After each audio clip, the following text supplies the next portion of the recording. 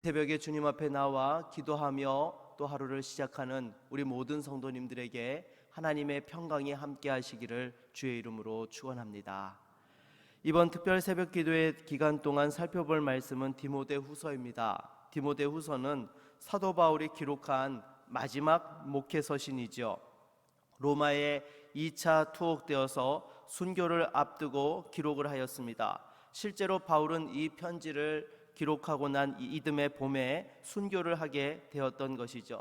그래서 흔히 말하기를 디모데후서는 사도 바울의 유서와 같다라고 이렇게 이야기를 합니다. 바울은 직감적으로 자기 생명이 얼마 남지 않았음을 깨닫고 사랑하는 믿음의 아들 디모데에게 편지하였던 것이죠. 바울은 죽기 전에 디모데를 보기를 간절히 원했습니다. 그래서 오늘 본문 4절에도 보게 되면 너 보기를 원함은 이라고 이러한 표현이 등장하고 있는 것을 보게 되고요.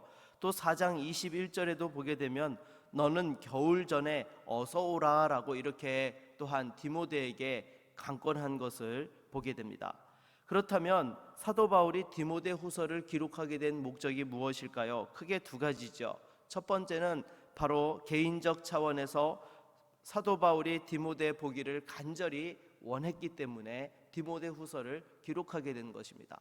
그리고 두 번째로는 복음 사역 계승을 위한 차원에서 디모데에게 최후의 교훈과 권면을 남기기 위하여 또한 이렇게 디모데 후서를 기록하게 된 것이죠. 오늘 본문을 통하여서 우리에게 주시는 교훈을 같이 살펴보기를 원합니다. 먼저 1절 말씀을 다시 한번 같이 읽어볼까요? 1절 말씀입니다. 하나님의 뜻으로 말미암아 그리스도 예수 안에 있는 생명의 약속대로 그리스도 예수의 사도된 바울은. 아멘. 여러분, 사도 바울은 평생의 사역을 하면서 가는 곳마다 바울의 반대자들에 의하여서 사도권에 대한 공격을 받았던 사람이 바로 사도 바울이었습니다. 그럼에도 바울은 항상 이 편지를 보내노라면 자신이 예수 그리스도로부터 보냄을 받았고 하나님의 뜻으로 말미암아 사도가 되었다라는 것을 늘 확신을 가지고 또한 선포하였던 것을 보게 됩니다. 여러분, 사도 바울이 어떻게 또한 사도로서의 그 직임을 감당하게 되었던 것입니까? 바로 다메섹 도상에서 부활하신 주님을 만났기 때문이죠. 그 주님께서 이방인들을 위한 사도로서 바울을 택하시고 보내셨기 때문에 그 복음의 사도의 역할들을 감당하게 된 것입니다. 바울은 자기가 자의적으로 사도의 그러한 역할들을 감당하게 된 사람이 아닙니다. 그리고 여러분, 이 사도의 직분을 감당한다라고 하여서 바울에게 인간적으로 어떠한 이익들이 있었습니까? 결코 그렇지 않았습니다. 바울은 오히려 이 복음을 위하여서 많은 수고와 고난을 받았던 사람이 바로 바울이었습니다. 복음을 전하다가 또한 이렇게 배가 파손되어 죽다 살아난 경험도 여러 차례 하였고, 또 40의 감한 매를 여러 차례 맞았고, 복음 때문에 또한 감옥에 투옥되었고, 결국에는 복음 때문에 또한 순교했던 사람이 바로 바울이었습니다. 그럼에도 이렇게 사도의 직분을 감당하며 수많은 고난과 역경이 있었지만은 그러한 상황들 속에서도 조금도 흔들리지 아니하였던 이유가 무엇인가 하면 이 직분을 하나님께서 허락하셨기 때문인 줄로 믿습니다. 그래서 여러분, 교회의 직분은요, 항상 우리가 잊지 말아야 될 것이 무엇인가 하면 사람으로 말미암은 것이 아니라 하나님의 뜻 가운데서 세워진 것이, 또한 우리에게 허락하신 것이 교회의 직분이라는 사실을 잊지 말아야 되는 것입니다. 그렇다면 내가 직분을 감당함에 있어서 억울한 소리를 듣고 때로 힘든 일을 경험하게 된다 하더라도, 또 복음 때문에 내가 손해를 보는 어려운 일들이 있다 하더라도 여러분, 직분을 놓을 수 있습니까? 절대 그렇지 않습니다. 주님께서 우리를 또한 교회에 세우시고 그 역할들을 맡기셨기 때문에 절대로 우리의 직분을 함부로 내려놓을 수 없다라는 것입니다. 그래서 항상 목회자도 마찬가지고 교회의 직분자들도 마찬가지인 것입니다. 항상 복음의 사명을 감당을 할 때에 여러분, 이것이 하나님께로부터 말미암았다라는 사실을 잊지 말아야 우리가 정말로 그 직분에 합당한 사명과 역할을 감당할 수 있게 되는 것입니다. 특별히 목회자들도 마찬가지이죠. 교회에서 또한 사례를 받는 그러한 상황들에 있기 때문에 특별히 교회에서 또한 직장에 취업하듯이 교회의 직분을 맡은 자들이 아닙니다. 복음을 위하여서 또한 세움을 받았고 또 사례를 받고 있는 것이죠. 그렇기 때문에 항상 목회자의 정체성은 하나님께서 나를 보내셨고 세우셨다라는 사실을 잊지 않을 때에 세상 속에서도 구별되어지고 주신 사명을 감당할 때에도 사람들의 말에 휘둘리지 아니하고 당당하게 하나님께서 주신 사명을 감당할 수 있는 것입니다. 여러분, 교회의 직분자들도 마찬가지죠. 누가 나에게 표를 주어서 내가 그 직분을 맡게 되었다라고 생각하게 되면 사람들의 눈치를 보게 됩니다. 아니요, 여러분, 사람들이 투표를 했다 할지라도 그 직분을 허락하신 분은 바로 하나님이시요 우리 주 예수 그리스도이신 줄로 믿습니다. 이 사실을 분명하게 깨달을 때만이 복음을 위한 수고와 헌신을 아끼지 아니하고 그 직분에 충실하게 주신 사명을 감당할 수 있는 것입니다. 그래서 주님을 대신하여 교회를 대신하여 또한 믿음의 수고를 아끼지 아니하고 때로 어려운 일을 당하고 억울한 일을 당한다 하더라도 그 주신 사명의 자리를 감당해 나아갈 수 있는 것입니다. 만일 이러한 것에 자신이 없다라고 한다면 직분을 맡아서는 안 되는 것입니다. 그럼에도 어려운 상황들 속에서도 믿음으로 감당하고 또한 그 직분을 잘 섬기며 역할들을 이루게 되어지면 하늘의 상급으로 하나님께서 반드시 채워주십니다. 사람들이 오해하고 몰라준다 하더라도 주님께서는 다 아십니다. 밝히 드러내어 인정해 주실 때가 오는 것이죠. 이것을 기억하고 끝까지 충성된 믿음의 종들이 될 수 있기를 바라겠습니다. 계속해서 2절 말씀을 읽어보도록 하겠습니다. 2절입니다. 사랑하는 아들 디모데에게 편지하노니 하나님 아버지와 그리스도 예수 우리 주께로부터 은혜와 긍휼과 평강이 내게 있을지어다. 아멘. 여러분, 바울은 디모데를 가리켜 사랑하는 아들이라고 부르고 있습니다. 보통 아버지와 아들이라고 하게 되면 혈연적 그러한 관계를 이야기하는 것이죠. 그러나 디모데와 바울은 어떠한 혈연 관계에도 없음에도 불구하고 바울은 디모데를 아들이라고 불렀습니다. 왜냐하면 바울이 디모데를 또한 하나님의 사명자로 직분자로서의 그 역할들을 감당할 수 있도록 영적인 지식과 믿음의 전반적인 훈련들을 바로 시켰기 때문인 것입니다. 그래서 예를 들면 이런 것이죠. 옛날에는 학교에서 배우는 것보다 부모를 통하여서 모든 것을 배웠습니다. 아버지가 농부이면 아들은 그 아버지로부터 농사 짓는 법을 하나부터 열까지 다 배우게 되는 것이죠. 계절을 구분하고 파종하는 법과 또한 어떻게 병충해를 예방해야 되는지 아버지가 평생 경험하면서 익힌 것들을 자식에게 물려주는 것입니다. 그러면 그 아들은 농부의 아들로서 농부가 될 수 있었던 것이죠. 그런 의미에서 바로 디모데가 바울의 믿음의 아들인 것입니다.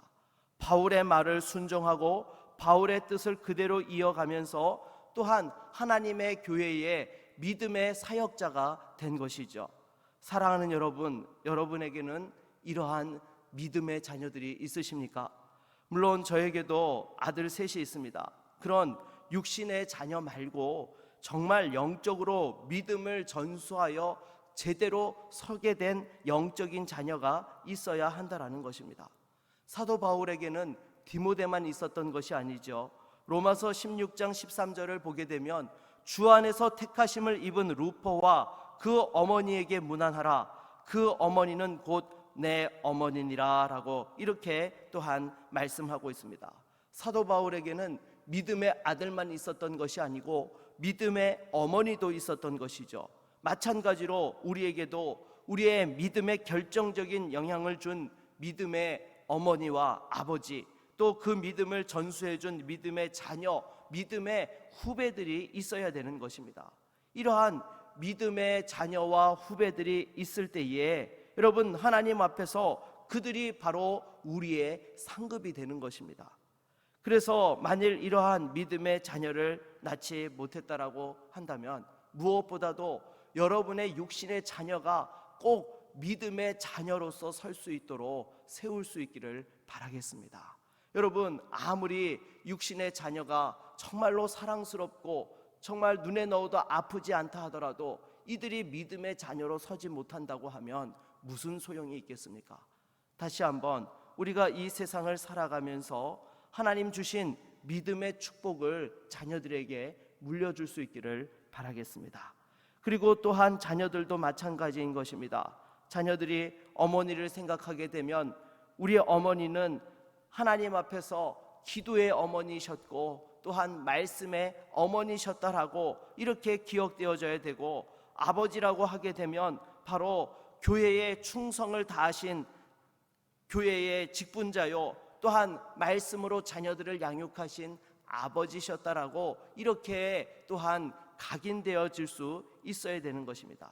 그런데 어떤 분들은 그런 말을 하죠. 나는 절대로 부모님을 본받지 않기로 맹세했다라고 그런 이야기를 하는 일들이 가끔 있습니다. 이것은 엄청나게 불행한 일입니다. 부모님은 본받아야 될 대상일 뿐더러 함께 마음을 나누고 믿음의 전통을 또한 서로 이어가는 축복의 관계가 되어야 하는 것입니다. 특별히 아이는 어릴 때 어머니의 영향을 크게 받습니다. 그래서 엄마의 믿음을 물려받게 되는 것이죠. 왜냐하면 집에서 늘상 아이와 마주하면서 그 아이는 엄마의 믿음의 모습을 보고 성장하기 때문인 것입니다. 그래서 오늘 말씀에도 보게 되면 5절 말씀을 보니까 이는 내 속에 거짓이 없는 믿음이 있음을 생각함이라. 이 믿음은 먼저 내 외조모 로이스와 내 어머니 유니게 속에 있더니 내 속에도 있는 줄을 확신하노라 라고 이렇게 말씀하고 있는 것입니다. 디모데가 하나님 앞에서 신실한 사역자가 되기에 앞서서 바울의 역할도 있었지만 그 이전에 외할머니 로이스와 어머니 유니게로부터 믿음의 유산을 물려받았기 때문에 그와 같이 되었다라고 말씀하고 있는 것이죠. 그렇다면 여러분, 거짓이 없는 믿음이라는 것이 무엇입니까? 예수 그리스도의 십자가의 죽음과 부활을 분명하게 믿고 그리스도의 교훈을 따라 행하는 그러한 믿음을 말씀하는 것이죠. 이러한 믿음은 크게 두 가지 이익이 있습니다. 하나는 자신이 그 믿음으로 말미암아 구원을 받게 되는 것이고, 또 다른 하나는 자신뿐만 아니라 다른 사람들에게도 영적인 기쁨과 은혜의 통로로 쓰임받게 된다는 것입니다. 여러분, 오늘 본문의 말씀에서도 보십시오. 사도 바울이 그 로마 감옥에 갇혀서 죽을 날을 기다리고 있는 상황 속에서도 디모데를 떠올릴 때 어떻게 했습니까? 정말로 그 기쁨이 가득하고 너 보기를 간절히 원한다라는 그런 고백을 하게 되었던 것이죠. 왜냐하면 디모데에게는 거짓이 없는 믿음이 있는 하나님의 진실한 사람이었기 때문인 것입니다. 사랑하는 여러분, 저와 여러분들도 마찬가지인 줄로 믿습니다. 자녀들에게 바로 이와 같은 거짓 없는 믿음을 물려줄 수 있어야 되는 것입니다. 그럴 때에 또한 자녀도 하나님 앞에서 구원의 기쁨을 누리며 축복의 통로로서 쓰임받을 수 있게 되는 것이죠. 그리고 또한 자녀들은 이후에 성장을 하게 되면 아버지의 믿음을 물려받게 되는 것이죠. 아버지가 세상에서 어떠하게 믿음으로 살아가시는지를 나중에 성장해서 그 아버지의 모습을 보면서 또 믿음의 선한 영향력들을 받게 되는 것입니다. 부디 여러분들께서 사랑하는 자녀에게 거짓이 없는 진실한 믿음을 물려주어서 또한 함께 하나님 앞에 영광 돌리며 쓰임받는 은혜가 있기를 바라겠습니다. 말씀을 맺겠습니다. 교회의 일꾼은 주님께서 세우신 것입니다.